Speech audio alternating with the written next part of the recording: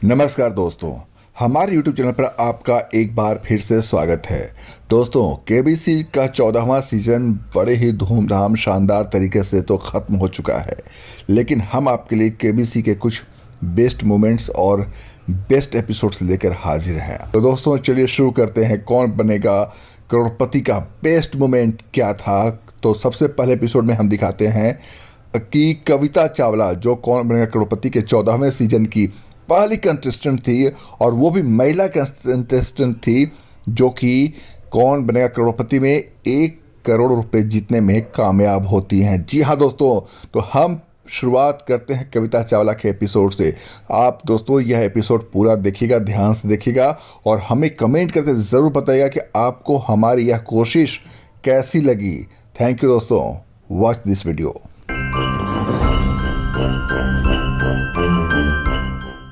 अमिताभ बच्चन ने बातचीत का सिलसिला शुरू करते हुए कविता चावला के बारे में बताना शुरू किया।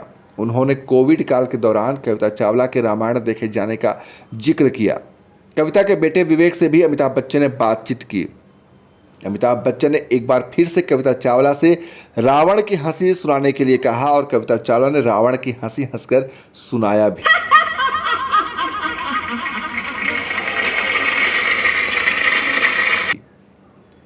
कविता के बेटे विवेक भी बताते हैं कि उनकी माँ रात के 2-3 बजे भी ऐसे ही राक्षसी हंसी हंसने लगती हैं, तब वह डर जाते हैं। कविता चावला अच्छा गाते भी हैं, लेकिन उन्हें कुकिंग में कोई इंटरेस्ट नहीं है। और फिर अमिताभ बच्चन ने हिंदी सॉन्ग को इंग्लिश एसेंट में गाने के लिए कहा, और कविता चावला ने खई के पान बनारस वाला गाने की एक लाइन गाकर सुनाई। इसे अमिताभ बच्चन ने भी गुनगुनाया, और फिर शुरू हुआ दोस्तों कौन बनेगा करोड़पति का राउंड। 9वां सवाल था, इनमें से कौन से महान भारतीय शासक विक्रमादित्य के नाम से भी प्रचलित थे? ए अशोक, बी अजातशत्रु, सी पुष्यमित्र शुंग, या फिर डी चंद्रगुप्त द्वितीय? और सही जवाब था डी चंद्रगुप्त द्वितीय। और इस तरह से 1,60,000 रुपये कविता जी ने जीत लिए। इसके बाद बारी आई 10वें सवाल की। 10वां सवाल था, भारत में कितने राज्य के नाम अंग्रेजी अक्षर ए से शुरू होते हैं? ऑप्शंस थे ए 1, बी 2, सी 3, डी 4। और इसका सही जवाब था सी 3।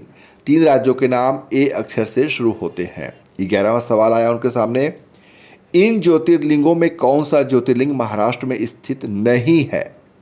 ए त्र्यंबकेश्वर, बी ओंकारेश्वर, श्री कृष्णेश्वर, डी भीमाशंकर।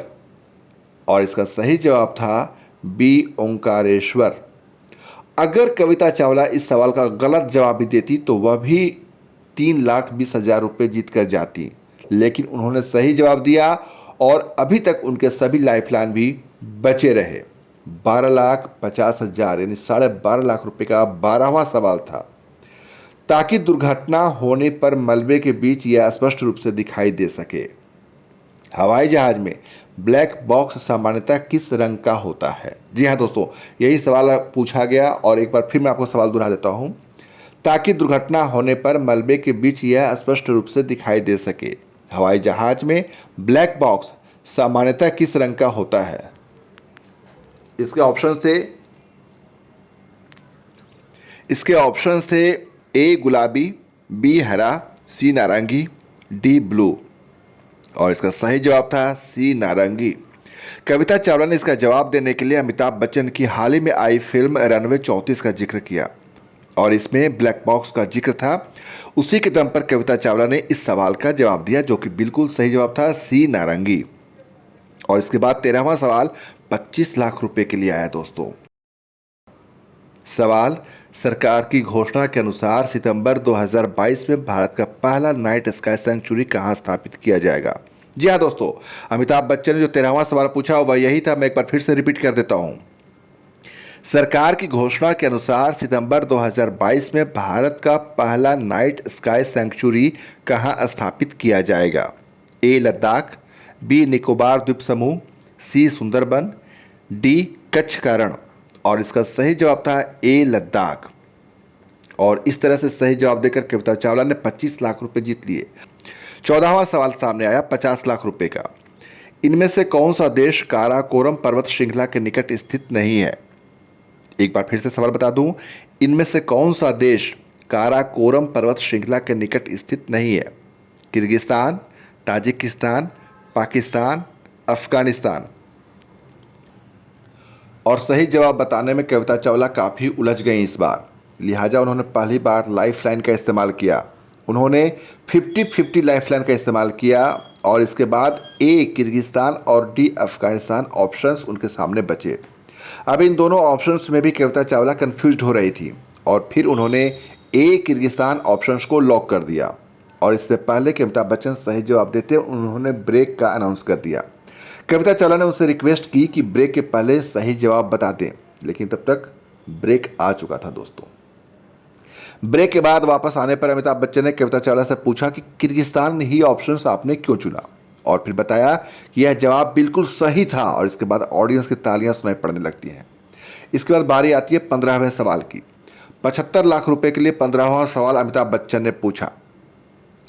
15वां सवाल था, अंग्रेजी में आधिकारिक ओलंपिक आदर्श वाक्य फास्टर, हायर, स्ट्रॉन्गर में कौन सा शब्द जोड़ा गया था? एक बार फिर से सवाल सुन ले दोस्तों। अंग्रेजी में आधिकारिक ओलंपिक आदर्श वाक्य फास्टर, हायर, स्ट्रॉन्गर में कौन सा शब्द जोड़ा गया था? A winner, B together, C survivor या फिर डी कंपिटिटर। और फिर कविता चावला ने बी ऑप्शन को चुना। उन्होंने बी टुगेदर को लॉक कर दिया। हालांकि उनके पास दोनों लाइफलाइन बची थी। अमिताभ बच्चन ने कहा भी कि आप चाहती तो लाइफलाइन का इस्तेमाल कर सकती थी, लेकिन आपने नहीं किया और आपने बिल्कुल सही जवाब दिया। और इस तरह से कविता चावला ने 75 लाख रुपए 2 लाइफलाइन बाकी रहते हुए जीत लिया। और इसके बाद 16वां सवाल, जो कि 1 करोड़ रुपए के लिए था, वो अमिताभ बच्चन ने पूछा। सवाल था दोस्तों, अंतरिक्ष यान में चंद्रमा तक जाने और पृथ्वी पर लौटने वाला पहला जानवर इनमें से कौन था? सवाल एक बार फिर से सुन लें दोस्तों। अंतरिक्ष यान में चंद्रमा तक जाने और पृथ्वी पर लौटने वाला पहला जानवर इनमें से कौन सा था? ए चूहा, बी खरगोश, सी कछुआ, डी चिंपांजी। कविता चावला ने कहा कि उन्हें इस सवाल का जवाब याद नहीं आ रहा। उन्होंने ऑडियंस पोल लाइफलाइन का इस्तेमाल किया, लेकिन ऑडियंस पोल के जवाब के बाद भी वह कंफ्यूज रही, क्योंकि जो रिजल्ट आया वह एवरेज था। इसके बाद उन्होंने अगली लाइफलाइन वीडियो कॉल का इस्तेमाल किया। मयंक मौर्य को वीडियो कॉल लगाया गया। कविता जी का यह लाइफलाइन भी बेकार गया। मयंक मौर्य ने साफ कह दिया कि उन्हें इस सवाल की कोई जानकारी नहीं। अमिताभ बच्चन ने कविता जी को यह याद दिलाया कि अगर वो इस सवाल का जवाब गलत भी देती हैं तो भी वह 75 लाख रुपए जीत कर जाएंगी। लेकिन तब कविता जी ने तुरंत कहा कि उन्हें करोड़पति बनना है और फिर उन्होंने सी ऑप्शन कछुआ को लॉक कर दिया। और फिर काफ़ी सस्पेंस भरे माहौल में अमिताभ बच्चन ने कुर्सी से खड़े होकर कविता जी के 1 करोड़ जीतने का ऐलान कर दिया। इस दौरान कविता चावला काफ़ी भावुक हो गई। सारे ऑडियंस खड़े होकर ताली बजाने लगे और कविता चावला के बेटे विवेक स्टेज पर आकर अपनी मां के गले लग गए। प्रथम श्रेणी पदार्पण पर दोहरा शतक बनाने वाले पहले भारतीय गुंडप्पा विश्वनाथन ने किस टीम के विरुद्ध यह उपलब्धि हासिल की थी? सवाल एक बार फिर सुन लें दोस्तों। प्रथम श्रेणी पदार्पण पर दोहरा शतक बनाने वाले पहले भारतीय गुंडप्पा विश्वनाथ ने किस टीम के विरुद्ध यह उपलब्धि हासिल की थी? ए सर्विसेज, बी आंध्र, सी महाराष्ट्र या फिर डी सौराष्ट्र।